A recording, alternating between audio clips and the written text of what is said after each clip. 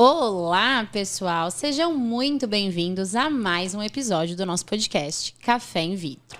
E hoje a gente vai falar de um assunto que a gente vem dando uns spoilers ao longo dos episódios, que é sobre infertilidade. Quando será que um casal precisa procurar ajuda ou orientação se ele está demorando para engravidar? Será que existe um tempo certo para a gente atingir uma gestação? Quais são as principais causas que podem levar a um quadro de infertilidade? E os tratamentos a gente vai dar uma pincelada hoje também para você começar a entrar nesse universo da reprodução assistida. E para a gente bater esse papo, eu tô com o meu co-host que resolveu retornar para este local, né? Não está mais. Então. Muito bem-vindo, Edson. Nosso embriologista aí da bruxaria, que vai falar pra gente dessa parte mais laboratorial.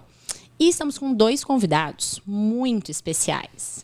O primeiro deles, que além de médico, ginecologista, especialista em reprodução humana, professor e também muito meu amigo, Dr. Marcelo, seja muito bem-vindo. Obrigado. É uma honra estar aqui nesse Café in Vitro com vocês. Não, hoje é realmente um bate-papo no café, assim. E para compor a nossa banca, né, para finalizar essa nossa banca, hoje eu não tô sozinha pro peso feminino. Eu tô com ela, que além de cirurgiã geral, é urologista, especialista em reprodução humana e vai bater um papo com a gente. Seja muito bem-vinda, doutora Marina. Muito obrigada pelo convite. Realmente é uma honra estar aqui com vocês, batendo esse papo super interessante sobre infertilidade. Não, e hoje vai ser um bate-papo mesmo, né? Porque todo mundo aqui é muito amigo, todo mundo aqui trabalha junto, então acho que vai ser um papo muito leve. Gente, a primeira coisa que eu queria que a gente trouxesse, né, para quem está ouvindo e quem está assistindo a gente, é um pouco sobre essa ansiedade, né? A gente sabe como funciona na nossa vida, no dia a dia, os casais que estão tentando engravidar. E eu queria que vocês comentassem um pouquinho. Vou começar com o Marcelo. Tá. Que você comentasse um pouquinho, até na sua prática clínica. Existe um tempo para a gente dizer esse casal é infértil? Existe, sim. Então vai, conta aí pra gente. Então, a gente precisa esperar para considerar um casal como infértil em torno de 12 meses de tentativas de engravidar, de exposição à gestação, para eu realmente considerar esse casal como infértil, tá? Mas eu não preciso realmente esperar todo esse tempo até começar uma investigação, começar a conversar sobre a reprodução deles, sobre como que vai ser a fertilidade deles. Né? A definição específica de infertilidade é exatamente essa mesmo, né? 12 meses de tentativas de uma mulher que está sem método anticoncepcional e um casal que está tendo relações frequentes. Mas em mulheres jovens, a gente realmente pode esperar esse tempo todo aí para começar a fazer algum tipo de investigação mais aprofundada, um espermograma, avaliar ali a parte das tubas uterinas também, tá? Mas existem algumas outras situações em que a gente deve adiantar esse tipo de investigação. Era isso que eu ia te perguntar. Tem alguma situação para quem está ouvindo a gente? Porque é isso mesmo, essa definição mais acadêmica, né? Se a gente for procurar no livro o que é infertilidade, é isso que o Dr. Marcelo acabou de falar. O que não quer dizer que você não possa procurar uma orientação. Se aquilo em algum momento foi um questionamento para você, se você sentiu, eu acho que eu tô com dificuldade de engravidar, eu tô com medo, procure uma orientação. Não necessariamente você precisa de tratamento, né? Exatamente isso que eu quis dizer com palavras mais corretas aqui. Mas, pensando no que a gente chama de agravos à fertilidade, conta pra gente alguns femininos e a Marina vai contar pra gente alguns masculinos, vai. Então, aqueles casais que já têm aí algum problema, assim, que pode vir a estar relacionado com dificuldade para engravidar, podem esperar menos tempo, devem esperar menos tempo, né?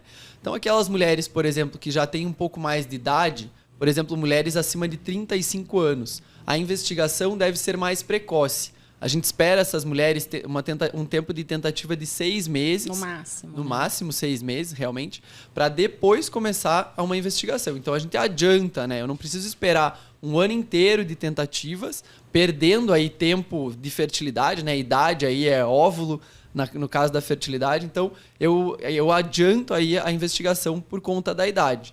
E mulheres ainda mais velhas um pouco, acima dos 40 anos, assim que decidirem começar a engravidar, vale a pena fazer uma investigação inicial e já ter uma orientação mais voltada aqui, mais especializada mesmo, voltada para a fertilidade delas, porque aí elas não têm tempo para perder mesmo. A gente já precisa, se encontrar alguma coisa, já fazer algum tratamento, principalmente investigação inicial mesmo. E Má, em relação à parte masculina, aliás, da parte masculina eu tenho muitas coisas pra gente falar, porque eu tenho certeza que quem tá ouvindo e assistindo a gente tá pensando, como assim parte masculina? E eu acho bem importante a gente deixar claro que ninguém é infértil sozinho, né? Muito importante. Muito importante. Que infertilidade é uma condição do casal. E muitas vezes a gente esquece e a gente negligencia a parte masculina. A gente recebe muitas pacientes, eu imagino que você também, né, Mar? A paciente vem sozinha para receber uma orientação em relação à infertilidade, porque ela acha que ela tem um problema para engravidar. Conta pra gente qual que é a parcela do homem nisso aí. Exatamente, Amandinha. Eu acho que essa questão precisa ser muito debatida porque a gente vê isso mesmo na prática clínica. Sempre parece que a culpa é da mulher, né? Parece que ela tá lá tentando sozinha. Mas, na verdade, o fator masculino ele contribui 30% dos casos. Então, quando a gente olha, 30% da mulher, 30% do homem e os outros 30% mistos. Né? Então, a gente consegue enxergar o tamanho do problema, que é deixar o homem para trás e não avaliar. E pensando em fatores que deveriam levar um homem a se preocupar, tem alguma coisa que quem está ouvindo e assistindo a gente pode pensar assim, poxa, eu tenho esse problema de saúde, ou fiz esse tratamento, tenho essa condição, será que eu tenho que procurar um tipo de orientação? Tem alguma coisa? É isso aí. Quando a gente conversa de agravo da fertilidade assim, para o homem, a gente já percebe que o estilo de vida moderna vem impactando muito na qualidade do sêmen. Isso já tem vários estudos que demonstram. Então, para a gente começar falando de estilo de vida, antes de partir propriamente dito para condições, né, para problemas de saúde, o homem que fuma, o homem que usa alguma droga, né? E assim, drogas chamadas recreacionais hoje em dia, né? Drogas sintéticas, ou até mesmo maconha, pacientes que bebem demais, que fazem um consumo exagerado, né, de bebida alcoólica. E vários pacientes chegam falando, não, doutora, olha, eu não bebo, só bebo de final de semana. Aí você fala, verdade, quanto é que você bebe? Eu bebo 12 latas de cerveja em 2 horas. Quando que começa o final de semana? Eu sempre faço essa pergunta. É muito. O Edson tá assim, pensando agora, ai meu Deus, eu tenho uma grave fertilidade. Agora pode agravar, tá tudo certo. Não tem problema. Eu gosto de perguntar assim, quando que começa até o final de semana? Será que é na quarta, na quinta aí, né? Porque daí a gente já vai identificando algumas coisas. Exatamente, junto com a quantidade também que esses homens têm bebido. E fora isso, a obesidade tem impactado absurdamente a nossa população. A gente vê que a população brasileira está ficando cada vez mais obesa, se alimentando mal, comendo industrializado. Então, tudo isso impacta diretamente na qualidade do sêmen. E veja só, a gente está conversando de uma coisa que é absolutamente modificável, né? A gente está falando de um paciente que pode parar de fumar, pode diminuir a ingesta de bebida alcoólica, pode parar de usar maconha, pode até fazer uma atividade física, perder um pouco de peso. Então, são... Até engasguei. É emoção. São coisas que a gente consegue mudar, né? Agora, quando a gente está conversando de agravos diretos, né, agravos mais impactantes, poxa, pacientes que já fizeram quimioterapia por algum motivo. Aí é bem complicado, né? Pacientes que fizeram já quimioterapia ou radioterapia precisariam, né, de uma maneira mais formal, ter feito uma criopreservação de sêmen pré. Mas também não é um atestado absoluto de infertilidade. A gente vai ter um trabalhinho aí, mas a gente consegue melhorar. Quimioterapia, uso de medicações também, varicocele, que eu acho que as pessoas não sabem o que é no geral. Fala porque um pouco, Má, de varicocele. Explica é muito aí o que pouco que é. explorado, né? Então, varicocele são as veias do testículo que são aumentadas de tamanho. Bem prevalente na população. Se você for olhar, a gente tem mais de 30% dos homens com varicocele. E nem todos os homens que têm varicocele são inférteis, né? Aí a porcentagem já cai bastante. Mas é um dos principais fatores, né, que levam à alteração seminal importante e dificuldade para engravidar. Por quê? Essas veias estão levando sangue ali para o testículo, que está ficando aquecido. E por via de regra, ele já é fora do corpo, porque ele devia ter uma temperatura menor, né? Mais ou menos o que? Uns 34 graus, vai fora do corpo. E essas veias fazem esse represamento de sangue ali, vai aquecendo o testículo e liberando radicais livres, prejudicando os espermatozoides. Então, identificar a varicocele e tratar já é, nossa senhora, uma bênção, né, na fertilidade. Claro, isso se a mulher puder esperar o tratamento, né? Sim. Por isso a importância da avaliação do casal, né? Não tem como a gente avaliar eles de forma separada, porque a gente pode tomar uma conduta de forma errada. Às vezes a gente parte para uma cirurgia, no caso do homem, mas a mulher tem uma idade mais avançada. Então, são coisas para a gente levar em consideração. Opa, também me afoguei. Deixa eu só acrescentar uma coisa masculina aqui também, que é bastante frequente. A gente vê hoje em dia muito frequentemente nos consultórios, que é o uso de testosterona, né? O uso de anabolizantes em geral. Isso, eu não sei a taxa de prevalência, mas assim, na prática clínica isso é muito prevalente, assim, né? Exatamente. Eu queria deixar esse tema polêmico mais pra frente, mas é isso que você falou, Marcelo, é muito prevalente, né? A gente vê uma tonelada de homem jovem, homem em idade fértil, e às vezes homens que chegam falando, ai doutora, tô querendo engravidar, não tô conseguindo. Aí você fala a verdade, né? O que você usa de medicação? Não uso nada, só um suplemento de academia. Aí você fala, o quê? Creatina, né? Glutamina. Isso, creatina, glutamina, androgel. E também estou usando Deposteron a cada 3 semanas. Aí você fala, Exatamente. Sei. Eu acho que, nossa, esse pra mim é a principal causa de espermograma alterado no consultório. Que vem assim, pra gente, que vem né? pra gente, assim, de verdade. Exatamente. E eu acho que o maior problema é isso, é a falta do diálogo. Porque os homens não sabem mesmo. Eles usam testosterona, pensando, enfim, no físico, potencial, academia, não sei o quê. Mas não tem a menor ideia que a testosterona leva a absolutamente o bloqueio do eixo hormonal masculino, levando até mesmo a uma parada da produção de espermatozoide de uma maneira definitiva. Isso acontece. Eu acho que muitos homens acabam pensando até de uma forma leiga que a testosterona está associada a uma maior masculinidade. É exatamente o contrário, né? E isso vem essa ideia incorreta aí do uso da testosterona e tem que ser informado, né? Eu sempre deixo bem claro isso, assim. Usou testosterona pode realmente influenciar a fertilidade. Eu tô tentando trazer um colega aí, médico do esporte, para conversar um pouquinho pra gente, né? Falar um pouquinho dessas indicações e tudo da relação com fertilidade. Cobrem aqui no YouTube, cobrem no nosso Instagram, que quem sabe a gente não consegue trazer ele para bater um papo sobre isso.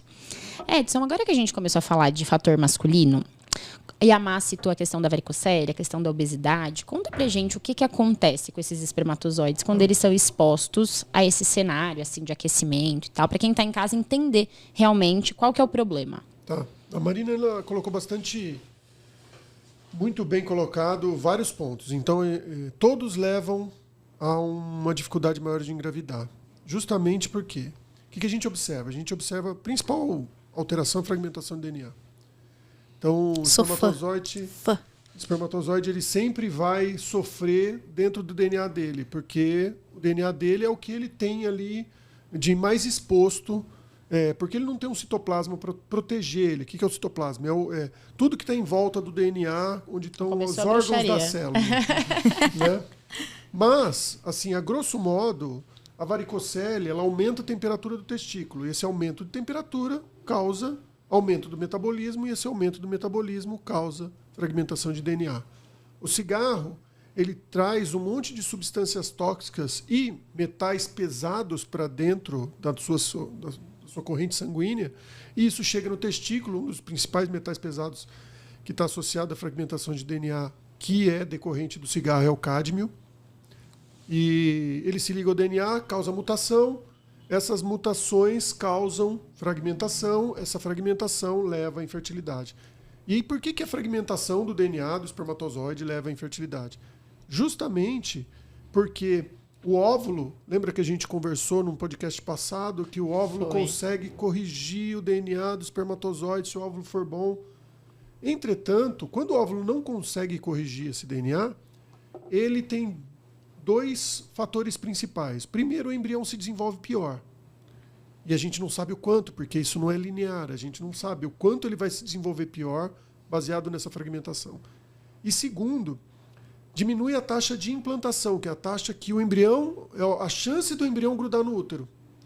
Por quê? Porque a gente chama isso de genes imprinted paternos. Vou explicar o que Quando é. eu falo que é só bruxaria que sai daqui... Vou explicar o que é. É o gene... Tá. Que é o DNA lido só pelo lado do pai. Quando a gente fala em imprinted paternos, é pelo lado do pai. Ou seja, tem o DNA da mãe e o DNA do pai que se juntam para formar o embrião. Só que para formar a placentação, a maioria dos genes que são formados, para formar para o embrião grudar e formar a placenta, a maioria dos genes que são lidos são genes associados ao DNA paterno e não materno. Às vezes não consegue grudar. Por isso mesmo que a gente muitas vezes tem embriões bons dentro do laboratório, com espermatozoides com alta fragmentação de DNA, mas que é aquele embrião bom que você transfere e não implanta. É aquela paciente que recebe embrião e ela nunca consegue engravidar. Ela fica repetindo, às vezes ela dá beta-HCG positivo, vai lá, faz o teste de farmácia, faz o beta-HCG no laboratório, dá positivo e depois, na hora de passar o ultrassom, É uma ela causa, perdeu. inclusive, mesmo para as pacientes que engravidam de forma natural, a alta fragmentação de DNA está associada até a abortamento, né? As perdas Exatamente. gestacionais de repetição. E eu achei bem legal, Edson, você falar isso da fragmentação, né? Porque eu acho que, assim, no consultório a gente tem um problema bem importante, assim, com fragmentação. Às vezes a gente recebe, né? O paciente já chega com todos os exames, né? A hora que você tira a história, vem encaminhado de colegas, ou enfim, urologista geral. A hora que você tira a história, o paciente fuma, bebe pra caramba, é obeso, tem varicocele. Ele tem tudo, ele é o compêndio do homem infértil, né? E aí, a hora que você faz o espermograma dele, tá normal. Normosospermia, não tem nada alterado. E aí ele tá dando pulo dessa altura, falando... eu faço fértil. tudo o que eu quero e eu sou tranquilamente fértil. Aí quando você olha a fragmentação de DNA desse paciente, é estourada, né? 40, 45. Então é difícil, né? Você fala um pouco da função, né? Quando a gente olha o espermograma cru, a gente está vendo uma coisa mais Exatamente. numérica. Quando a gente quer quantitativo, né? Exatamente. A gente não vê qualidade realmente no espermograma. Isso se chama teste funcional do espermatozoide. A gente tem os testes. Quando a gente pede um espermograma, a gente faz testes que são testes tradicionais, onde a gente vê como ele se movimenta, o quanto ele se movimenta, como que está a morfologia, ou seja, como está a carinha dele, né? Como que ele está, a forma dele, se está normal ou anormal. Para você ter uma ideia, acho que é importante falar que o homem ele é considerado com sêmen normal a partir de 4% de normalidade, ou seja, Do formato. 96% pode ser anormal que o homem é normal. Né? É que a gente não espera muito, né? Edson? Exatamente. Isso. Não dá para esperar muita coisa mesmo. A gente Mas não dá acha para que vai entender como que a ser. espécie humana se reproduz, né? É que Porque tem muito, 4% só de normais. Mas, é assim, e também a gente avalia a quantidade de espermatozoides que tem. Isso é o que a gente avalia basicamente no microscópico ali no espermograma. Tem outras variantes que são importantes, mas não vale a pena falar agora. Agora tem os testes funcionais. O que são os testes funcionais? A gente avalia, o mais famoso é a fragmentação de DNA, ou seja, você avalia o status de integridade desse DNA. O quantos por cento desse DNA, desse espermatozoide, no geral, numa média, está alterado, está fragmentado, está quebrado. E baseado nisso, a gente consegue inferir, não com toda certeza, mas inferir uma infertilidade ou uma subfertilidade. Então isso que é o que mais Ajuda, pega. né? E prova para o paciente que ele não é normal, no sentido de fertilidade, né? Você que consegue precisa- mostrar que ele precisa tomar uma atitude, Exato. né? Seu Lucas, aqui ó, fragmentação tá alta. Interessante, né? Perder peso, cair esse MC de 42 para, né, 40 já ajuda. Parar de fumar, né? Beber menos. E eu Fazer achei. atividade física, Exato. alimentação, E eu achei legal a Má focar bastante nessa questão da mudança de estilo de vida, porque assim, pra quem não entendeu nada do que a gente tá falando, porque junta 3 médicos de reprodução e um embriologista, a gente vai acabar descendo, aprofundando no tema, né? Mas pensando em quando procurar ajuda, a ideia é 1 ano sem engravidar, ou 6 meses se você tiver mais de 35 anos, ou 6 meses ou até menos se você tiver endometriose, síndrome dos ovários policísticos, homem obeso, homem que fez quimioterapia. Todas essas questões vão fazer você procurar ajuda antes. E se em algum momento isso é um problema para você. E é legal a Má falar que não necessariamente o tratamento é reprodução assistida, é fertilização in vitro. O tratamento pode ser perder peso. O tratamento pode ser mudar estilo de vida. O tratamento pode ser uma vitamina.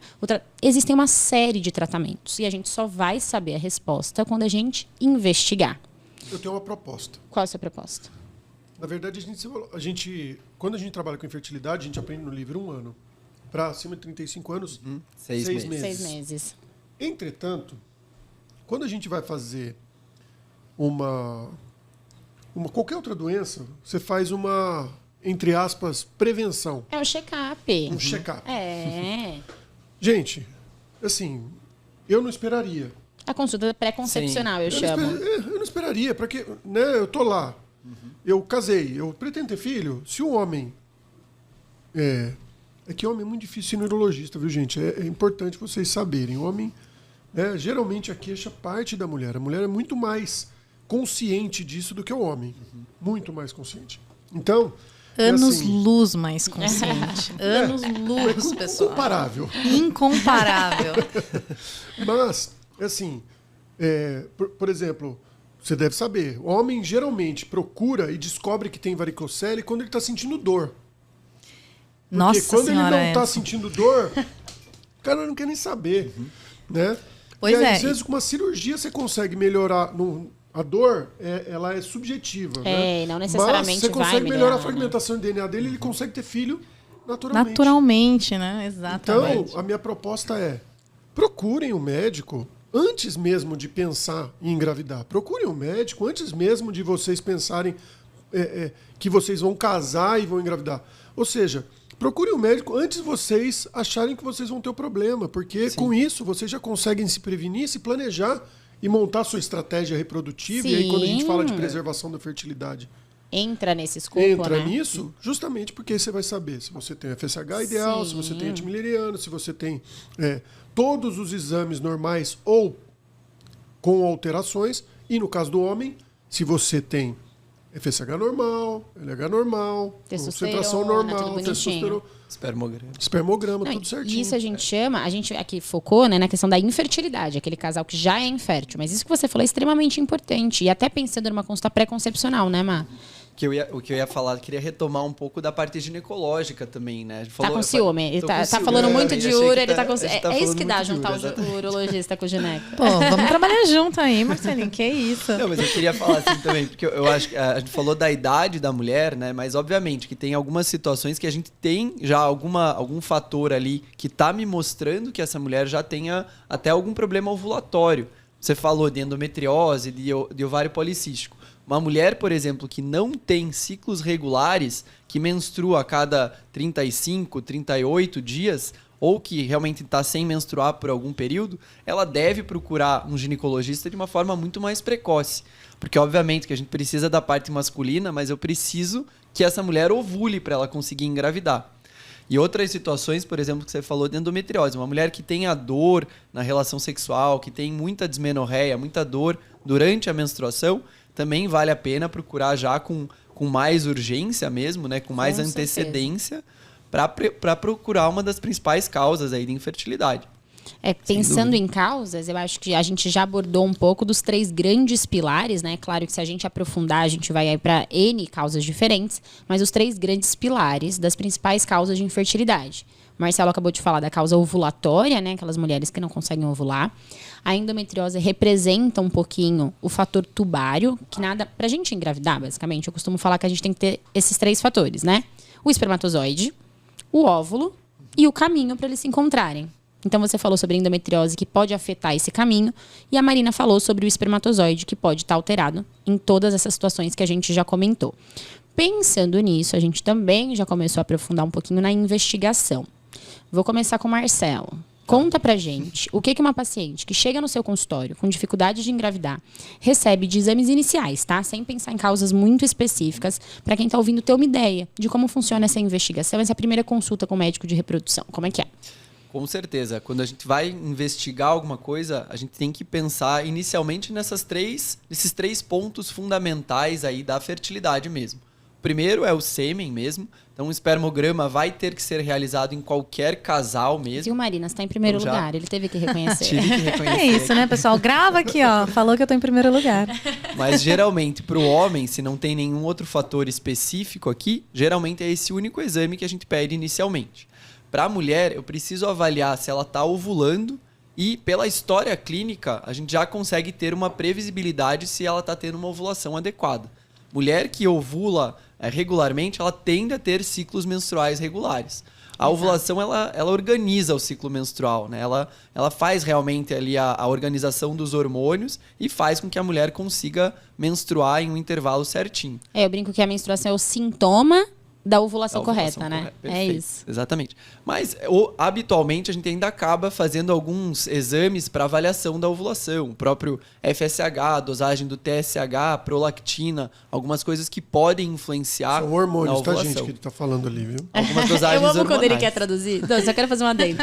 Eu amo. Ele vem assim, não, eu vou traduzir. Ele fala, Edson, o que é isso? A mitocôndria, ela expressa um gene. Citoplasma.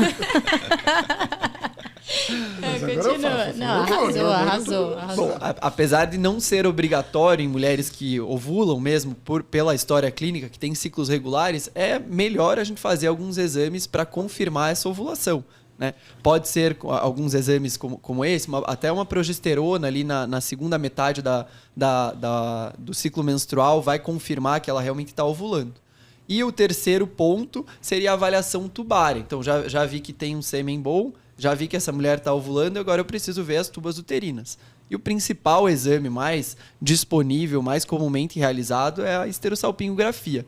Esse nome grande aí que pode assustar algumas mulheres, né? Mas é um exame contrastado, a gente faz um especular, passa um catéter dentro do útero, joga contraste e esse contraste desenha tanto a cavidade uterina quanto as tubas uterinas. E a gente consegue ver se as tubas uterinas são abertas e se esse caminho aí para encontrar o sêmen e o espermatozoide, o sêmen e o óvulo são normais. Isso é pérvio, né? Isso é Você pérvio. consegue passar.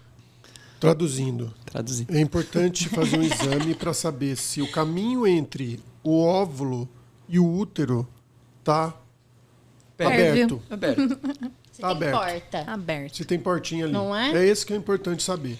E esse exame era um exame que antigamente as mulheres tinham medo de fazer. É. Eu lembro. Ó, aí Não sei se não é antigamente. só antigamente, exatamente. Atualmente ainda existe muito medo de fazer, porque se você escreve esse nome gigante aí na internet, você vai ver relatos pior exame da minha vida, doeu muito, mas isso depende muito de quem faz o exame. Exatamente, A gente tem isso que eu ia colegas com muita experiência, assim, que a mulher chega e fala, realmente não senti nada, e o exame, além de não causar tanta dor, a interpretação dele acaba sendo muito melhor.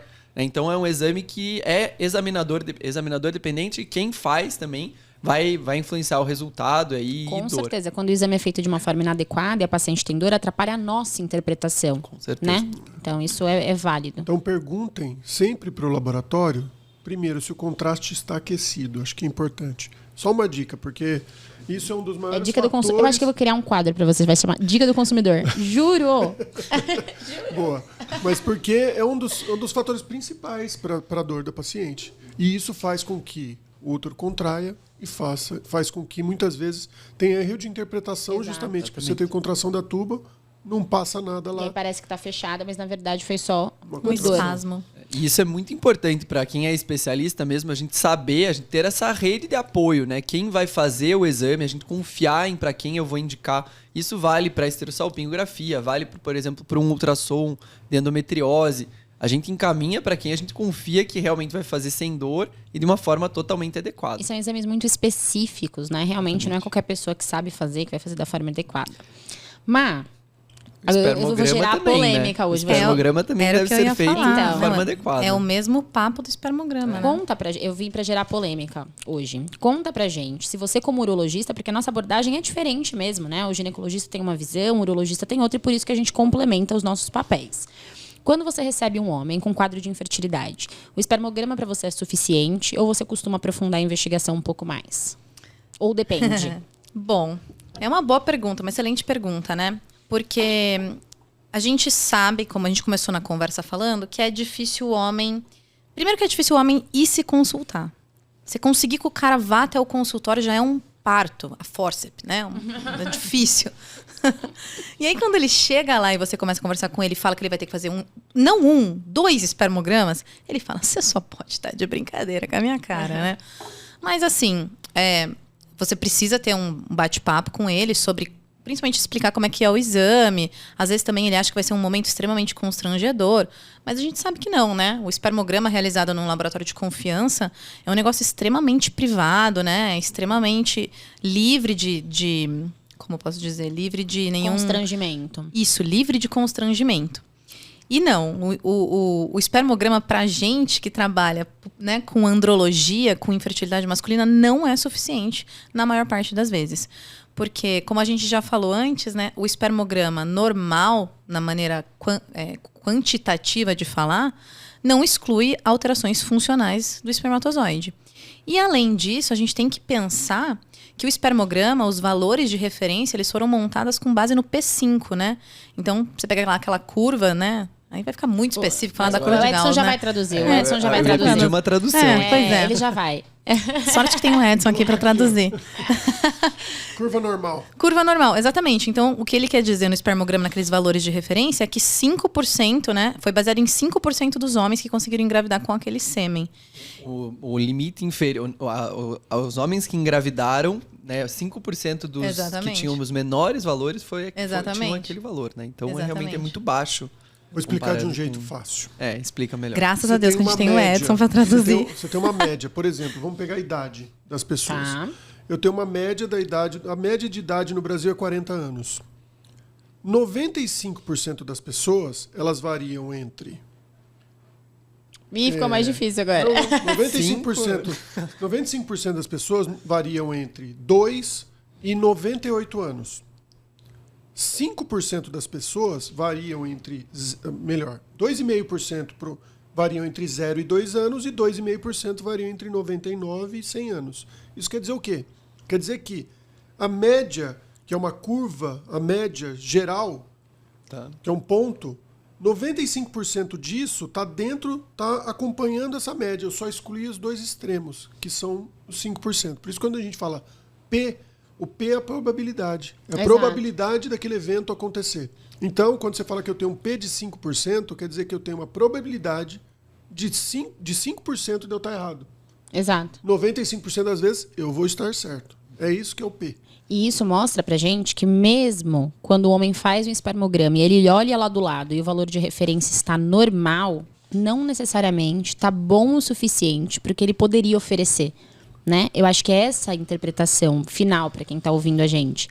Ah, doutor, eu fiz o meu espermograma e eu olhei lá os valores de referência e tá tudo dentro, tá ótimo. Não necessariamente, né? Exatamente. Não necessariamente é nesses casos que tem a maior validade a consulta com um urologista especialista em infertilidade masculina, né? Porque ele pode estar com um espermograma normal, né? Vamos colocar entre duas aspas bem grandes.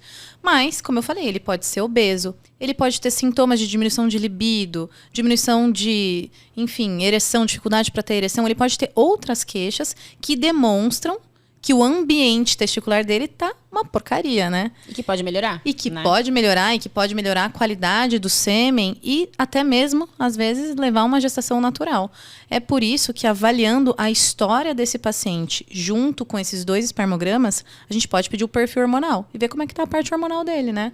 E se tiver ruim, a gente tem maneiras de melhorar que não é com testosterona exógena, né, pessoal? Isso é importante. Isso é Uma importante. coisa que vale a pena falar também é que às vezes aquele espermograma até não tá tão alterado, mas olhando aquele casal em conjunto, a gente tem talvez uma alteração leve da tuba uterina, por exemplo, que com aquele espermograma e aquela tuba uterina levemente alterada, a gente tem uma dificuldade maior para Exato, é engravidar. a junção, né? É um espermatozoide mais ou menos, num caminho mais ou menos, num óvulo mais ou menos, não vai dar certo. E aí eu vou fazer papel do advogado do diabo. Lá vai. Aí vai sempre chegar uma pessoa e falar assim, mas o meu espermograma, quando eu fiz, eu tinha 1 milhão e eu engravidei minha esposa. Mas aí essa é a mesma história de a minha avó, com 45 anos, engravidou e foi super tranquilo. Exatamente. Então a gente trabalha com estatística, né? Claro que quando a gente olha um caso isolado, aquele caso, ok, engravidou. Tanto que a gente brinca, né? Eu e a Marina, quando a gente está diante de um caso, a gente trabalha bastante juntas, a gente recebe um paciente com obesidade, varicocele, tabagismo, usuário de maconha, usa testosterona e vem um espermograma maravilhoso. Quer dizer que fazer tudo isso melhora o espermograma? Claro que não. Tem um né? ditado que diz o seguinte, o problema não é quando não dá problema, é quando dá problema. Esse corte vai existir, tá, pessoal? Esse corte vai para todas as redes sociais, por favor, Tá distribua. ótimo. Mas na verdade ou seja, quando você não tem problema, você não sabe que o problema está lá. Você não sabe se tem uma alteração no sêmen. Exato. Você só vai descobrir, sei lá, se aconteceu algum evento né? Quem tá gravando o pod aqui agora tá prestando atenção. Nunca Agora. presta atenção nos episódios. Aí hoje tá assim, ai meu Deus, será que eu tenho um problema? Será que eu tenho um problema? Ou seja, é importante, e tem gente que não vai atrás do problema que tem medo de descobrir o problema. Exato, Né? isso é o maior problema. E eu Esse é o costumo meu falar, problema. por exemplo, às vezes a gente vê uma tubuterina mais ou menos, eu costumo falar que aquilo, uma mulher que está tentando engravidar há 3, 4 anos, aquilo pode realmente justificar isso. Mas não significa que essa mulher não vai engravidar espontaneamente de forma nenhuma. Ainda bem que você falou isso, porque quando a gente dá Eu o quero que ela diagnóstico de engravide, infertilidade, né? Mas a parece gente que tá é falando que tem Uma dificuldade. sentença, né? parece que é nunca vai engravidar natural. Não é isso. Não é esterilidade. Essa mulher tem Isso. ovários, tem uma função tubária até, né? Mas é o subfértil. prejudicado. Agora, o quanto subfértil é. Exato. É a mesma coisa pro espermograma, né? Às vezes tem paciente que chega com espermograma alterado, desesperado, falando, ai, porque eu sou infértil, doutor, não sei o que fazer. Pessoal, não, né? Não. A gente sabe que o espermograma ele é uma ferramenta para ajudar a gente a dar o diagnóstico, mas não é um atestado de fertilidade ou infertilidade, né? Ou seja, se você faz um espermograma e ele tá bom, também não significa que você vai engravidar, certo? Não significa. Marina tocou num ponto importante. Eu tenho um caos aqui para contar. Conta o caos. É assim, há um bom tempo atrás, mais ou menos uns 15 anos atrás, a gente lá na Escola Paulista, apareceu um caso onde o marido, brigando com a esposa, porque ele foi fazer um espermograma, e ele saiu como azospérmico. E ele já tinha filhos. Azospérmico, Ele já traduzindo, tinha- é quem não tem nenhum espermatozoide. Obrigado. Gostou, né? Nossa, Aurélio. Ou seja, ele não tinha espermatozoide no ejaculado. Então, era impossível ele, né? E, na época, o clínico não sabia lidar muito com isso. Como que você vai falar Como que pro você explica, né? marido, do lado da esposa, Eles tinham filhos, é isso? tinham 2 filhos em vez de um. Qual será que era a idade desses Por que filhos? será que ele fez esse espermograma Um também? tinha, devia ter uns 5 anos, o outro devia ter uns 3 anos, bem porque ele que sofreu um deve ser. trauma no testículo. Ah, Tomou uma bolada no futebol, alguma coisa assim, e aí pediram um espermograma. Né? Absolutamente por nada, né? Não foi um urologista. Ou foi, Não. né? O que é pior. Pediram um espermograma aleatório. E aí ele descobriu que era Azospérmico. que estava azospérmico. É Que isso. Estava azospérmico. É isso. E acho que o mais importante é o que a Marina colocou. Não necessariamente aquele estado é permanente. Por quê? Ele brigou, quase se separaram. Ele pediu DNA dos 2 filhos. E era ele era dele. pai dos 2 filhos. e aí ele fez um novo espermograma e lá estavam espermatozoides. Não tinha mais Não tinha espermatozoide. mesmo? Provavelmente É a secundário bolada mesmo. deve ter dado alguma Teve alteração. a Mas mesmo bolada. assim... Ou ele tinha uma varicocele. Com Ou ele tinha certeza. varicocele, Que ou ele progrediu, tinha- né? Varicocele que progrediu. Exatamente. Mas Usa a briga... testosterona. Voltando. É. Mas que naquela época Não o era povo tão não famoso. tomava umas bombas de cavalo. Naquela época. Era mais roots o negócio. Mas então... Que zerava o eixo, né? Acabava com tudo. Né? Virava 2 feijãozinhos, assim. Exato. Mas o mais importante é a gente saber que não necessariamente porque você está azospérmico ou você está com oligosospermia, que é Pouco o espermatozoide. espermatozoide, ou porque você está astenospermico, ou seja, Que aí Estão ele cansados. paradinho. eles estão cansadinhos, Estão cansadinhos. eles não estão nadando tanto, que aquilo é uma condição permanente que vai continuar ou que esteve no passado, que eu acho que é o mais importante. Né? E é uma coisa que a gente acabou não falando, e a gente recebe essa dúvida no consultório, os pacientes ficam ansiosos. Muitos que estão muito fora desse universo da reprodução, quando recebem um pedido de espermograma, eles acham que tem que colher do testículo, que tem que puncionar, que tem... A coleta do espermograma é feita por masturbação. Tudo bem? Por isso que a doutora Marina estava explicando. É feito em um laboratório, não tem nenhum tipo de constrangimento. Você fica numa sala privada, você realiza a sua coleta, entrega o seu potinho. E é isso, não é nenhum bicho de 7 cabeças, como muitos homens ficam muito ansiosos, né? Com a coleta do espermograma. E vários já me perguntaram, mas é cirurgia? Tem que puncionar? Então, às vezes, pra gente é muito óbvio, mas pra quem tá nesse processo aí de investigação, acho válido a gente deixar claro, né? E o que o Edson falou também, né, desse negócio que ele coletou, né, um espermograma, veio aso, mas já teve filho antes. Existe essa oscilação, né, no sêmen de todo homem, né? Ele pode estar com um pouco menos de concentração, às vezes ele está com uma motilidade alterada, porque coisas básicas do dia a dia alteram a qualidade do sêmen. Por exemplo, febre, uma infecção, o cara teve uma gripe, um resfriado, ou o cara está estressado, sei lá, tretou, brigou no trabalho lá, está super ansioso. tudo isso altera. Então, a gente precisa de 2 parâmetros. Não é porque a gente quer, né, deixar o paciente constrangido, vai lá, coleta 2 vezes. Não, é porque é realmente importante para a gente entender quem que é o paciente que a gente está lidando, né? Às vezes ele vem óligo em um, né? Desculpa. E depois vem norma em outra. Exatamente. Mas, em geral, tendo um espermograma normal, mano, eu não solicito outro. Ai, pois você está errado. Pode solicitar. Abrigo. Então é Obrigatório, importante 2 solicitar. coletas. E eu vou te falar na tudo parte bem, do vou laboratório. mudar a minha o que prática acontece? nesse ponto. Treino é treino, jogo é jogo. O que quer dizer isso?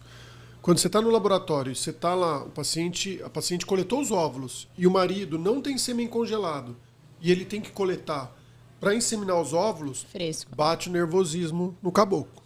E aí... Não sai nada. Em geral, E aí? quando tá com uma concentração baixa, melhor é mesmo deixar um semi-congelado ali de backup dele, né? Ou quando ele apresenta algum fator psicológico para coletar essa amostra. Quando a gente já percebe, né, que alguma coisa ali pode enroscar no dia do jogo. Exatamente. Tem clínicas, por Eu vou exemplo, mudar, que vou depende pedir do mais. perfil. Obrigada. Então é importante analisar o perfil do casal, sempre. Por quê? Vai ter casal onde o marido ele tem mais nervosismo para fazer esse tipo de coleta, ele fica mais ansioso para isso, e a ansiedade atrapalha a qualidade do sêmen e atrapalha a coleta também. Às vezes você vê, o cara fica lá 2 horas lá e tá lá, às Não vezes você consegue, perde a amostra, né? bate na porta e fala, vai tomar um café, tranquilo, respira e volta. O problema é que os óvulos, quando eles estão a fresco, eles têm um tempo para ser fertilizados. Por isso que treino é treino, jogo é jogo. É importante sempre ter uma reserva. Qual que é a reserva? O sêmen que deixou congelado lá. Então, quando pede o segundo espermograma para fazer a avaliação desse indivíduo, avalia, primeiro, o tempo que ele demorou para coletar. Se ele demorou mais de 30 minutos para coletar, tem que Tomar Conversar. cuidado. tomar um pouquinho de cuidado. Né? Se veio uma variação muito grande entre as 2 amostras, uma veio muito baixa, a outra veio mais alta, Às vezes ele perdeu. ou perdeu o primeiro jato, ou na primeira ele ficou mais nervoso e na segunda ele já está mais acostumado. Então você condicionou ele, então você já pode confiar um pouco mais que ele vai vir na terceira já E é sem engraçado, né? Porque quando tem esses fatores aí de ansiedade, o segundo, quando você vê que o paciente é mais ansioso, e daí você pega para olhar esse espermograma, o primeiro, se ele vier alterado no primeiro, o segundo você vê que já vem um pouco melhor. Porque ele já se ambientou ali, né? Com o laboratório, com o processo. Que é uma coisa ele viu nova mesmo, exatamente. Né? Então, a segunda coleta vem, às vezes, até melhor. Edson, e aproveitar que você está aqui, né? Aproveitar o momento de bruxaria e tudo mais. Eu tô aqui toda sexta, fica tranquilo. Não vem não, que você fica tirando férias, nos abandona. Conta pra gente no laboratório como que funciona. Você recebe aquele sêmen, o que vocês observam de uma forma mais como é que fala? Básica, vai, Basicamente, a gente vem num potinho, não desse tamanho, né? Mais ou menos assim. Vem num potinho, a gente observa a cor, observa a viscosidade, ou seja, quanto está viscoso para ver se é normal ou não. Tá. Isso são observações macroscópicas, né? E aí a gente observa o volume, se está num volume adequado. Acima de meio ml já é um volume adequado. Abaixo de Pra meio trabalhar, ml a gente né? começa a considerar que ele ou perdeu o primeiro jato, ou ele teve alguma alteração, ou ele tem alguma alteração de volume. Depois, a gente vai para os microscópicos, onde a gente pega pega uma amostra desse sêmen, coloca embaixo de um microscópio e a gente avalia. Numa lupa, assim, você vai olhando. No microscópio mesmo. E aí a gente observa no microscópio quanto ele está nadando, que é a motilidade, Se ele é rapidinho. se ele é rapidinho, se ele está nadando reto, se ele está nadando torto, Se ele tá paradão. se ele está parado. Cansado. Se ele, O quanto tem, a gente conta o número de espermatozoides, obviamente, baseado numa amostra, e a morfologia dele, ou seja, Formatinho. o formato que ele tá, se ele tem um formato normal ou um formato anormal. Isso é o básico do espermograma. Aí tem um outro que é interessante também falar, que é o espermograma com preparo seminal. O que isso quer dizer?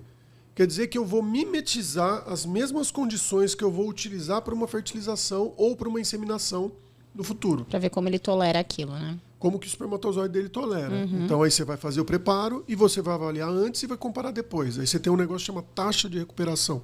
O quanto eu recupero do espermatozoide do primeiro para o segundo, porque existe uma perda. Se você tiver uma perda muito grande, aí você tem que programar, por exemplo, 2 coletas no mesmo dia. Ejaculações seriadas, boas e velhas ejaculações seriadas, né? Então não é só ir lá e colher o exame, tem várias coisas que a gente tem que analisar. Tem estratégias que tem que ser analisadas. Mas para o paciente, é importante ele saber que para coletar é muito simples, é indolor, é discreto. A maioria das clínicas vá numa clínica especializada, né? Não vá em qualquer lugar, mas vá numa clínica especializada, porque a maioria das clínicas são especializadas e elas já sabem que tem que ter uma descrição, né, nesse exame, e que ele pode eventualmente ter que colher 2 vezes no mesmo dia ou no mesmo período, que a gente chama, né? Colhe, depois de 2 horas vem colher de novo. Então pode acontecer isso. Tá. Então a gente falou bastante, eu acho, né, sobre fator masculino, a gente conversou um pouquinho sobre o espermograma.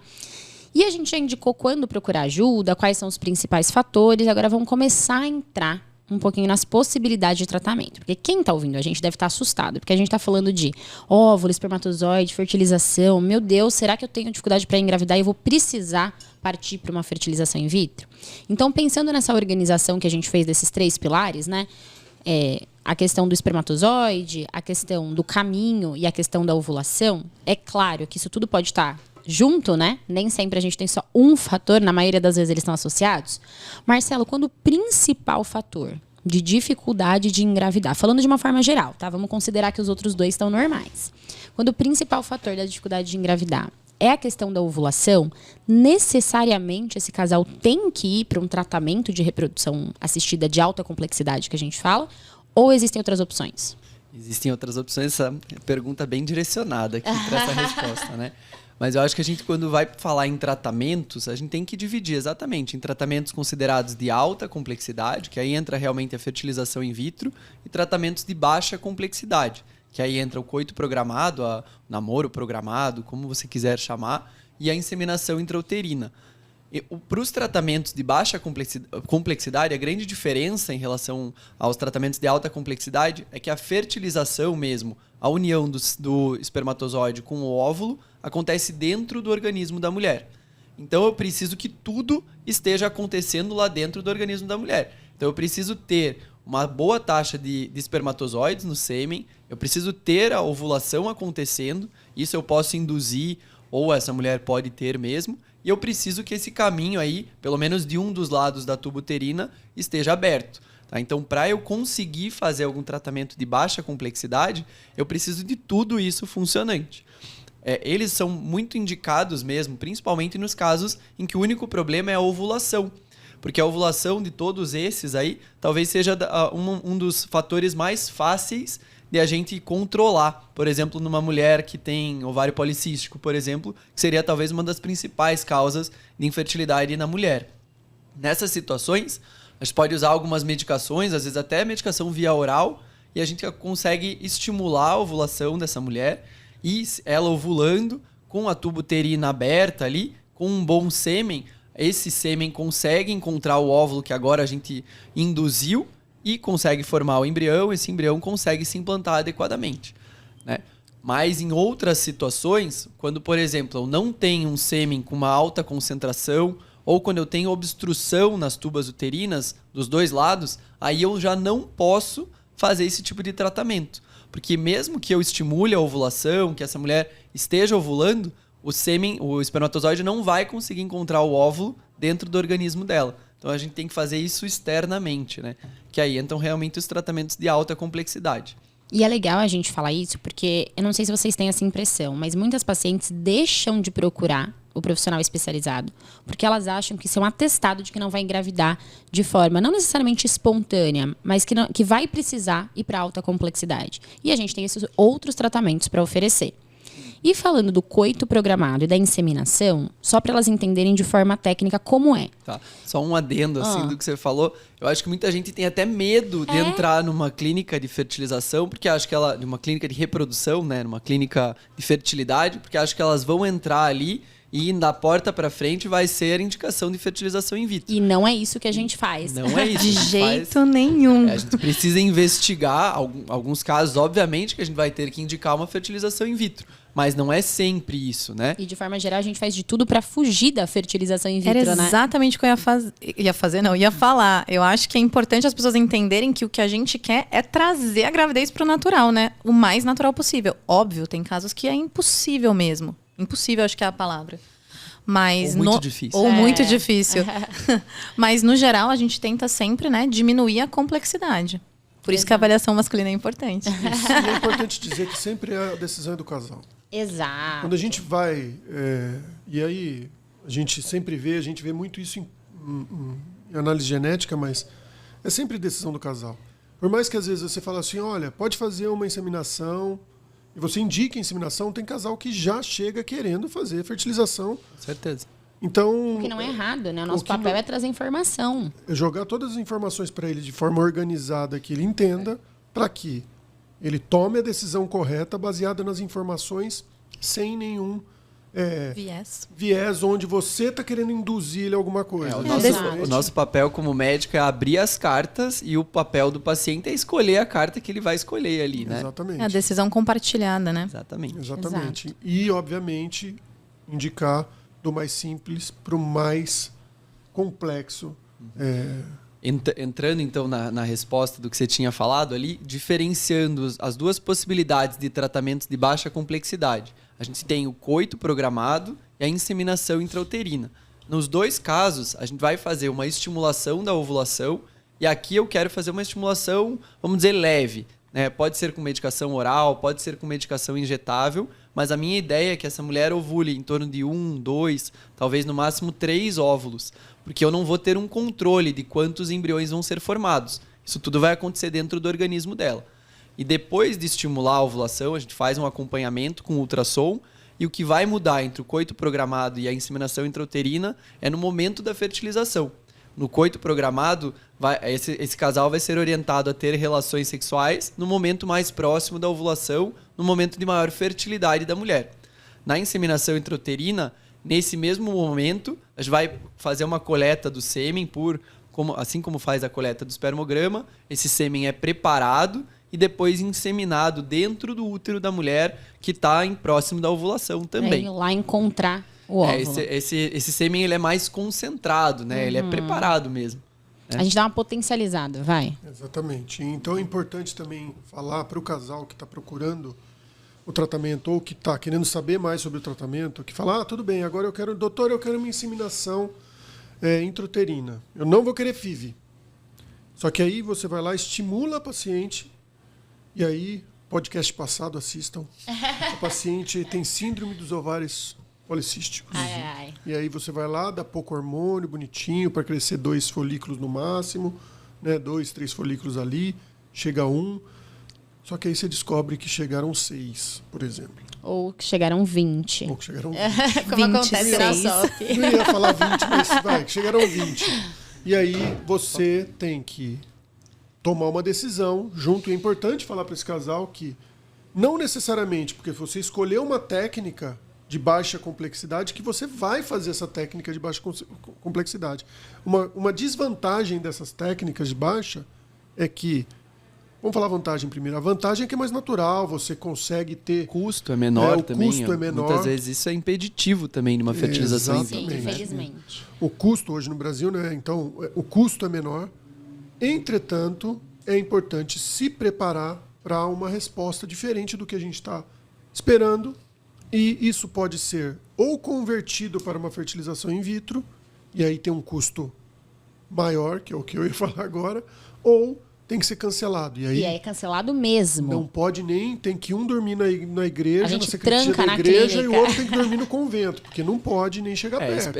Explicando um pouco, né? O risco aqui são que esses 6 ou 20 óvulos aqui nesses dois Ovulem. exemplos ovulem e formem 6 embriões, 6 bebês. E aí, Isso, realmente, se a super gente tiver uma gestação de múltipla, aí 5, 6 bebês, o risco dessa gestação é muito alto.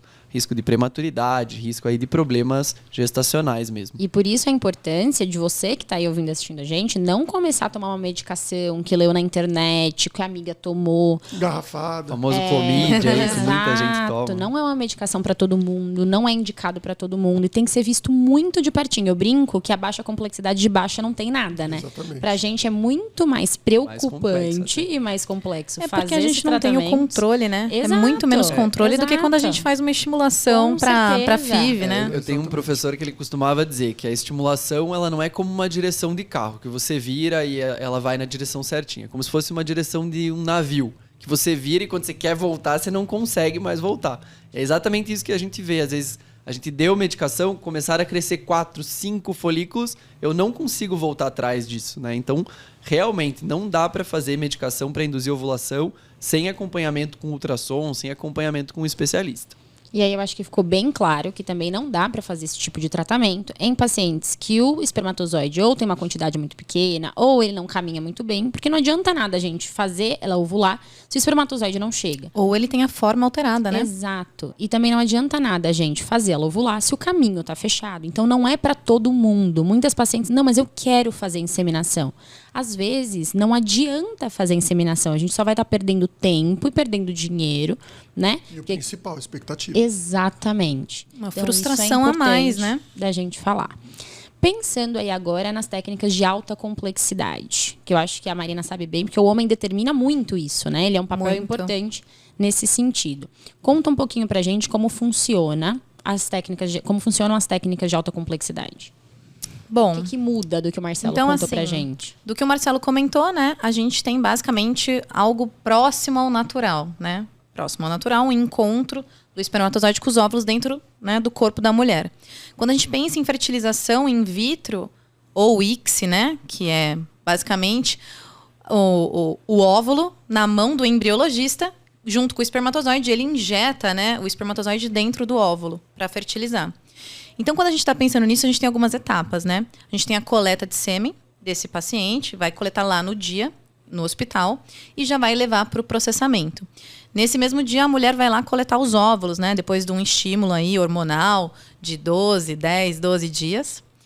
A gente coloca ela no centro cirúrgico, ela é sedada, e a gente faz a aspiração, né? Via ultrassom transvaginal. Não tem corte. Não tem corte, é um procedimento bem tranquilo. Você fica dormindo o procedimento todo, nem sente a hora que acordou tá plena, né? Já com os óvulozinhos lá no laboratório. E lá, depois dessa aspiração, é feita a junção, então, como eu falei, do óvulo com o espermatozoide. Ok, mas existem casos em que não tem espermatozoide no ejaculado, né? Ou a gente já fez uma fertilização prévia e o resultado foi muito ruim. Com, vamos supor, um espermatozoide do ejaculado, ou esse paciente era óligo, né? Tinha pouco espermatozoide no ejaculado, e foi fazer um segundo ciclo, não tinha mais nada. A gente tem maneiras de buscar esses espermatozoides dentro do testículo. Então, isso é outra coisa que eu falo também no consultório. A azospermia, que é a ausência de espermatozoide no ejaculado, não é uma sentença. Não é uma sentença. Existem coisas que a gente pode fazer. Claro, a gente tem os mais diversos cenários, mas o geral, para vocês saberem, é que alguns desses homens têm a indicação da gente fazer uma cirurgia dentro do testículo. Então, a gente pega esse material testicular e manda para o laboratório, para eles buscarem ali dentro dos túbulos seminais o espermatozoide, né? Que são técnicas microcirúrgicas indicadas nesses casos. Então, a parte de alta complexidade aí vai desde a FIV, que a gente chama, né? Que todo mundo chama tudo de FIV, mas existem essas pequenas diferenças quando a gente vai para esse universo mais específico. Mas a estimulação é basicamente a mesma que o Dr. Marcelo falou. Basicamente, mas só que com a dose alterações, muda, claro. Aqui a gente não quer poucos folículos crescendo, né? Como a gente tinha conversado. Aqui eu não tenho medo que se a gente essa quer mulher tudo. formar 20, né? Exato, aí é o que a gente quer. É bom Mas você até. tem medo se ela formar 100. Aí a gente talvez não queira. Tem formas de evitar 60. hiperestímulo, acho que talvez para uma outra conversa aqui. A gente vai falar de complicações da fertilização in vitro. Mas aí a gente faz essa estimulação, aspira esses óvulos, foi legal você falar, pode ser feito em uma clínica de reprodução. Você vai dormir 20 minutinhos a meia hora, a aspiração acontece por via vaginal, não tem corte. Ótimo. E a questão da coleta do sêmen, mais uma vez, o homem sempre está na vantagem, né? É só ir lá, colher o sêmen e a gente manda pra avaliação. Depende do ponto de vista, porque Olha a lá, gente... ela defendendo os homens. Obrigado. É porque, Ela defende, é porque a mulher tá menina. dormindo durante o procedimento. O homem, ele tá tenso, ele precisa ejacular naquela hora, porque os óvulos da esposa já estão ali no laboratório. E o nervoso? Não, vou aceitar. Essa defesa Só- me Ah. Só puxando um gancho aqui para preservação de fertilidade, né? Nas mulheres que vão congelar óvulos, a gente precisa também fazer um estímulo ovariano exatamente igual a gente vai fazer em uma mulher que vai passar por um procedimento de fertilização in vitro. Só que nessas mulheres que vão congelar óvulo para manter a fertilidade, aí quando forem mais velhas, para conseguirem engravidar depois, a gente para em um momento antes da fertilização. A gente faz toda a estimulação e faz a coleta desses óvulos, já encaminha lá pro Dr. Edson no laboratório e é feito o congelamento desses óvulos sem fertilizar com o sêmen aqui do marido dela, que talvez ainda nem exista. E Edson, conta pra gente, já que a Marina deu esse gancho, lá no laboratório, todo mundo chama tudo de FIV, né? Mas qual que é a diferença de uma FIV clássica, que a gente fala, pra tal da ICSI, que é essa injeçãozinha? Que se você botar no Google FIV, vai aparecer a ICSI. Então conta pra gente a diferença. A FIV clássica é simplesmente você pegar o espermatozoide do marido ou do homem, não necessariamente do parceiro, ou do cônjuge, Ou doado. ou do doador, colocar ele em contato com o óvulo, dentro de uma gota. Você pega uma gota de meio de cultura, tem uma incubadora, igual a incubadora de ovo, assim, igual uma geladeira, só que ela fica a 37 graus. Você coloca o sêmen lá e deixa lá durante um certo tempo, e depois tem protocolos que são 18 horas depois, tem protocolos que são 4 horas depois, tem protocolos que são 2 horas depois, depende da dose, do quanto de espermatozoide você coloca ali para fertilizar o óvulo, você retira um embriãozinho de lá. E aí você cultiva esse embrião durante um tempo. Essa é a clássica. Vantagens da clássica. Ela, teoricamente, seleciona melhor o espermatozoide. É um processo mais natural. Darwin. Exatamente. Darwin. A desvantagem da clássica. Você precisa ter um espermograma Concentração. bom. Você precisa ter concentração, Motilidade. você precisa motilidade, você precisa ter Morfologia. morfologia, ou seja, você precisa ter um espermograma adequado para que é um espermograma normal. Então, a fertilização in vitro clássica, ela não foi criada para Fator beneficiar masculino. o fator masculino. E aí, diante disso, em 1992, Palermo e colaboradores criaram uma técnica chamada ICSI, que se chama injeção intracitoplasmática de espermatozoide. Essa frase, esse nome comprido, na verdade é o que a Marina falou. É pegar um óvulo, pegar um espermatozoide, colocar o espermatozoide dentro do óvulo e esperar. Então, todo mundo fala que a gente brinca de Deus dentro do laboratório. Isso é tudo conversa, amor. Isso é mentira. A única coisa que a gente faz, a gente não faz nada, na verdade. A única coisa que a gente faz é pegar um micromanipulador, que é um equipamento que diminui os movimentos da sua mão, e ali no microscópio a gente pegar uma célula e colocar um espermatozoide dentro da célula feminina e esperar. O cultivo do embrião, que todo mundo fala, é igual tanto para a fertilização in vitro clássica quanto para a fertilização in vitro por ICSI. Então, o que acontece dentro do laboratório? Que a gente fala bruxaria. No laboratório não acontece bruxaria nenhuma, eu imagino. Por quê? Porque a única coisa... Por quê? Porque, assim, o que a gente tenta fazer, a gente tenta mimetizar a natureza, onde a gente não consegue mimetizar perfeitamente a natureza.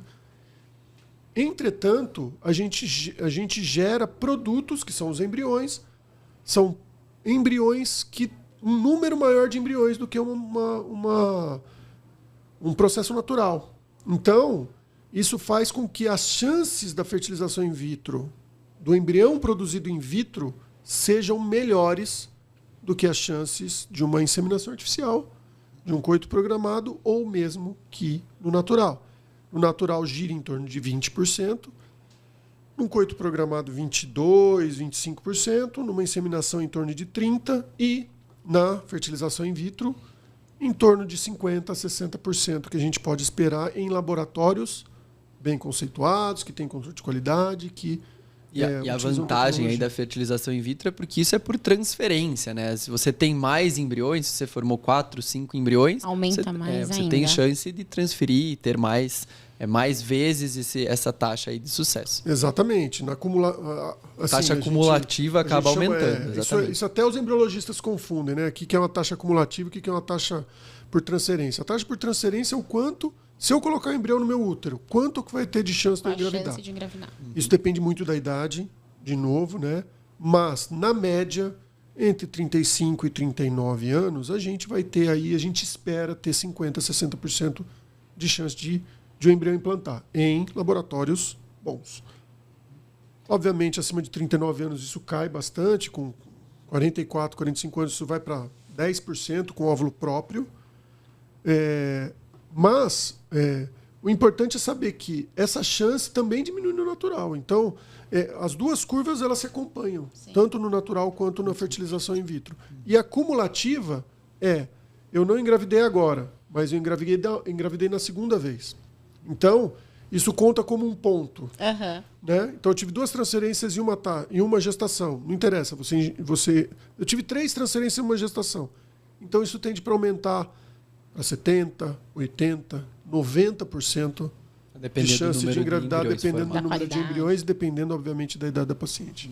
E uma coisa que a gente não falou, mas ficou claro aqui por essa conversa, é que a fertilização in vitro acaba tendo 2 fases, né? Tem a fase de formação dos embriões, que vai depender da estimulação da ovulação, coleta dos óvulos no final desse processo, formação dos embriões aí com o sêmen, e, em geral, atualmente, na nossa prática, a gente acaba congelando todos os embriões. Existem várias formas de se fazer isso. Esse é o que a gente mais utiliza na nossa prática. A gente congela todos os embriões e acabou a primeira fase. E a gente vai ter uma segunda fase para transferir esses embriões. E aí sim, a gente tem que fazer um preparo do útero. Eu costumo dizer que inicialmente a gente olha mais para os ovários, para depois eu olhar somente para o útero. E essa segunda fase é muito mais tranquila em relação ao hormônio, em relação às medicações mesmo, para depois descongela um dos embriões ou 2 dos embriões e coloca ele dentro do útero para se desenvolver aí numa gestação. O protocolo que o Marcelo falou, explicando a grosso modo, antigamente a gente transferia no mesmo... Você recebia o hormônio, tinha o embrião e transferia. Antigamente não, ainda tem muita gente que faz até hoje isso. Não está errado, né? Exatamente. Não é errado fazer isso. São formas diferentes. São formas diferentes de fazer. A diferença principal é que você congela e prepara o útero para receber e o outro você prepara o útero durante o estímulo. Por que se congela então e prepara depois? Por que eu não posso receber a fresco? Tem um monte de gente que vai se perguntar. É porque muitas vezes uma parcela dessas pacientes elas vão ter um desvio de janela implantacional. O que é assim? O que é essa besteira? Esse palavrão. O desvio de janela. Janela é por onde a janela implantacional é um período onde o útero vai estar receptivo ao embrião. Então, quando você recebe hormônio para estimular o ovário, muitas vezes essa quantidade de hormônio que você recebeu, ela vai desviar, ela vai mudar o período que o seu útero vai estar receptivo a esse embrião. Então, para passar por isso, como a gente não sabe qual vai ser esse período, então, se está alterado ou não, a gente prefere congelar o embrião e depois transferir num ciclo de embriões descongelados. Por quê? Porque tem muita gente que fala na internet, e aí é para desmistificar alguma coisa, onde fala, embrião congelado engravida mais que embrião a fresco. E isso é uma mentira. Isso não é verdade. O embrião congelado não engravida mais. O que acontece é que o útero melhor preparado engravida mais. Exatamente. E um outro ponto... Que o embrião que pode ser congelado, muitas vezes já é um embrião melhor do que o transferido a fresco. Exatamente. E um outro ponto que justifica essa nossa conduta de congelar os embriões e transferir num segundo momento vai de encontro realmente com um dos pilares aqui da Neovita, da clínica em que a gente atua. Porque a gente preza muito pela segurança do paciente. Dessa forma, a gente tem uma possibilidade de evitar uma das principais complicações aí da síndrome do hiperestímulo. A gente vai falar no outro então que a gente vai falar, mas é uma forma ainda mais de segurança sem perder taxa de gestação gestação, até mesmo aumentando a qualidade aí da transferência mesmo. E uma coisa que eu acho importante de deixar bem claro, assim, até para não ficar confuso para quem tá ouvindo, essa questão do embrião fresco, do embrião congelado gera muita dúvida. Muita discussão no meio Muita discussão. da E reprodução. tudo que a gente falar aqui, né, reprodução humana é uma coisa muito individualizada, gente. A gente fala, né, de uma forma mais geral para vocês terem uma noção do que acontece, mas não dá para você olhar para o tratamento da sua amiga e falar, ele engravidou, eu não engravidei, foi porque a gente fez diferente. Então, tem casos que a transferência fresco tem o seu papel, que ela vai ser mais indicada do Tem que casos congelar. que no dia 3 tem o seu papel. Por Exato. exemplo, em vez de transferir no dia 5. Não é, toda transferência em dia 5 é melhor que a dia 3? Depende. A gente tem que individualizar o seu caso. Individualizar é a palavra. Exato. A gente com vai ter um certeza. podcast só de personalização de tratamento. Eu acho que isso é super legal. Porque muitas pacientes ficam com essa sensação de tipo, eu fui nessa clínica, eles fizeram errado. Eles transferiram no dia 3. Aquela transfere no dia 5. Não existe clínica que transfere no dia 5, clínica que transfere no dia 3. A gente transfere pra você. O que é melhor para você, né? Então, será que é melhor para essa paciente preparar o útero depois? Será que é melhor para essa paciente transferir a fresco? Será que é melhor inseminação? Será que é melhor fertilização? Então, tudo isso é individualizado para o homem, para a mulher e para o casal, né? Eu acho super importante a gente deixar isso muito claro. É importante assim, tudo que é feito de um jeito só, Tá errado. tá errado, porque as pessoas são diferentes.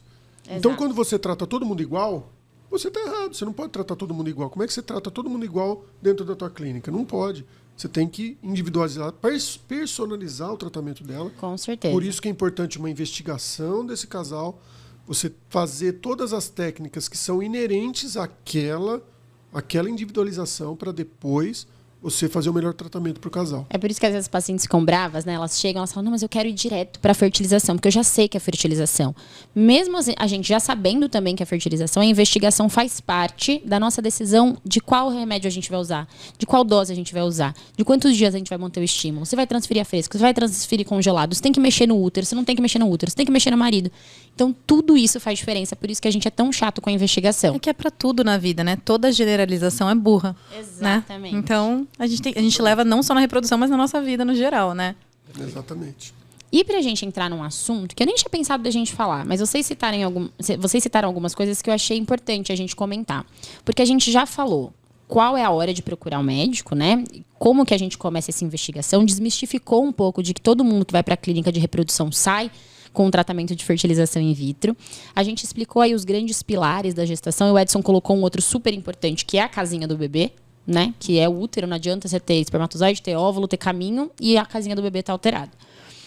E a gente falou sobre as possibilidades num homem que não tem espermatozoide. A gente pode pensar em cirurgia, pode pensar em modulação de hormônio. Em uma mulher que tem endometriose, que tem o caminho entupido, talvez seja interessante a gente partir para um tratamento de alta complexidade. Para a mulher que tem problema na ovulação, talvez dê para a gente fazer só mexer na ovulação. E para aqueles pacientes que realmente, por algum motivo, não tem espermatozoide. Não tem. Buscou no testículo, não tem. Buscou, mexeu nos hormônios, não tem. Tem alguma opção, Má, para esse casal ter um filho? Ter um Porque filho. isso também é muito relativo. Exatamente. Que é ter um filho para cada um. Exatamente, é bastante relativo. Mas existem opções, né? A gente sabe que quando a gente está frente a um homem azospérmico, né, que a gente já conversou sobre não ter espermatozoide no ejaculado, a gente foi para a cirurgia, buscou dentro do testículo, não achou, a gente tem sempre duas opções. Ou a gente passa por um banco de sêmen, né? Porque a gente tem os bancos, tem banco nacional, né? Tem banco internacional, tem a opção até de ser parente até 4º grau, né? Para doar esse sêmen. A gente tem essa opção. E tem a opção de adoção, né? Sempre. Que também é um filho. É muito importante lembrar isso também. Isso precisa ser também uma opção para o casal. E é muito importante, né? Quando a gente está frente a um homem azospérmico que às vezes já passou por uma cirurgia, está indo para a segunda cirurgia já, depois de, por exemplo, mexer nos hormônios, fazer medicação. É importante você sentar e ter uma conversa muito franca com esse casal, né? Esses são os momentos em que você coloca absolutamente todas as cartas na mesa. O que a gente vai fazer com os óvulos da sua esposa se a gente não encontrar espermatozoide nesse momento? Tem sêmen de backup? Vai congelar e depois vocês pensam? Vai descartar? Então, assim, são coisas que precisam ser muito bem estabelecidas nesse momento da investigação. Mas só lembrando que a gente está falando de um caso bastante específico, né? Exato. E que não é a grande maioria do que a gente vê por aí. A ideia é mostrar que existem opções. E a mesma coisa serve para a mulher. Fiz tudo isso, fiz a minha investigação. Meu caminho eu consigo resolver. Você falou que é só fazer fertilização in vitro que eu resolvo a questão do caminho. Meu marido tem espermatozoide, mas eu não tenho óvulos. Existe alguma opção? Existe também, assim como existe a doação de sêmen, existe a doação de óvulo, a ovo-doação, a ovo-recepção. São tratamentos atualmente muito utilizados nas clínicas de maior movimentação. A gente vê até quase metade dos tratamentos acabam sendo por ovo-recepção. Isso acontece em especial porque, em geral, as pacientes, as mulheres, acabam vindo procurando ajuda com maior idade, né? Então, atualmente, as mulheres estão tendo filho mais tarde e a gente tem um problema da qualidade dos óvulos. Então, muitas vezes, da qualidade e da quantidade também, né? Muitas vezes um casal já passou por 2, 3 tratamentos de reprodução, não conseguiram chegar naqueles embriões no final e acabam decidindo aí por receber óvulos de uma mulher mais jovem, que vai ter uma qualidade, uma chance de formar embriões de melhor qualidade, maior chance de implantação mesmo. Então, os tratamentos de ovo-recepção também são bastante comuns até mesmo hoje em dia. Então, só para trazer a visão de que isso existe, né? Muita gente não sabe que isso existe e de que é uma possibilidade. Então, assim, hoje em dia, eu brinco que a reprodução ela veio para ajudar todo mundo a engravidar, né? Então, eu acho que as técnicas de reprodução assistida podem ser utilizadas para N tipo de pacientes e N situações. Se a gente for pensar nas possibilidades, assim, a gente abre um leque infinito mesmo, né? Inclusive, a gente não vai aprofundar muito, porque a gente vai falar sobre esse assunto em outro episódio, mas até pacientes que não têm útero conseguem engravidar. Até pacientes que não têm uma mulher no casal ou não tem um homem em casais homoafetivos. Exatamente. Né? Então, a gente vai fazer um episódio só sobre isso, para trazer informação, né? Acho que clarear um pouco a cabeça das pessoas nesse sentido, para elas saberem até as possibilidades, o que elas podem procurar em termos de ajuda. E aí, quando vocês falam disso, o que a gente pensa primeiro, quando a gente fala em ovo-recepção ou doação de sêmen, a gente sempre tem que, e aí já é um podcast que acho que a gente tem que colocar, são os aspectos psicológicos em cima disso. Psicológicos Com legais. Com certeza. Né? Com tem certeza. que ter um acompanhamento, e é importante aceitar isso, porque muitas vezes o casal fala, não, mas eu tô bem, tá tudo certo. E muitas vezes a gente sabe que esse casal é importante, é que ele aceite que tenha fazer um segmento, né? Com certeza. Para poder entender todo o processo. Porque muitas vezes ele não entende. Quando a gente vai falar de doação de sêmen, doação de óvulos, claro que a gente tem que ter uma conversa abordando os aspectos psicológicos. E socioculturais também, né? Eu costumo dizer também, o Dr. Fernando fala muito. A gente tem que olhar para o ponto final, né? Eu tenho que olhar para o meu objetivo final, que é ter um filho. O caminho ali, a gente às vezes dá um jeito, né? Mas a gente tem que olhar no objetivo final, que é o mais nobre ali, que é realmente a gestação. E aproveitando só esse gancho, né, dessa parte psicológica, uma coisa que eu vejo isso o tempo todo é o quão pouco a gente fala sobre infertilidade masculina e o quanto que a infertilidade masculina parece um mito e o quanto ela é ignorada. Não por nós, mas assim, no geral, pelos pacientes. Culturalmente. Mesmo. É a mulher que não consegue engravidar. Exatamente. Muitas vezes o casal chega e o marido fala, eu trouxe a minha mulher porque ela não consegue engravidar. É aquela coisa lá atrás de minha mulher não me dar um filho, né? É isso. Só que daí entra o ponto importante, que a infertilidade masculina machuca demais. Machuca tanto quanto a feminina. Um homem, quando descobre que não consegue... Principalmente aqueles que têm um pensamento um pouquinho mais antiquado. É. Um homem, quando descobre que não consegue ter um filho geneticamente seu, fica extremamente abalado. Então, o acompanhamento psicológico é muito importante. É o bom e velho acompanhamento multidisciplinar, né, na reprodução humana. Exatamente. Não dá para excluir jamais. E esse é o que mais vai ser reticente a esse tratamento, por incrível que pareça. Exato. E aí tem toda a pressão ainda dos amigos, da sociedade, da família. E aí ele é associado à infertilidade, é muito associado à fertilidade masculina com masculinidade. Virilidade. Então, é difícil você explicar e desmistificar, né? Acho que essa é uma das importâncias primordiais, né, desse podcast, é falar esse tipo de coisa para a população, para vocês entenderem que nem tudo é sentença, nem tudo é para todo mundo e que a gente tem caminhos, né, para chegar ao desfecho final, que é ter um filho. E você falou muito bem, Má.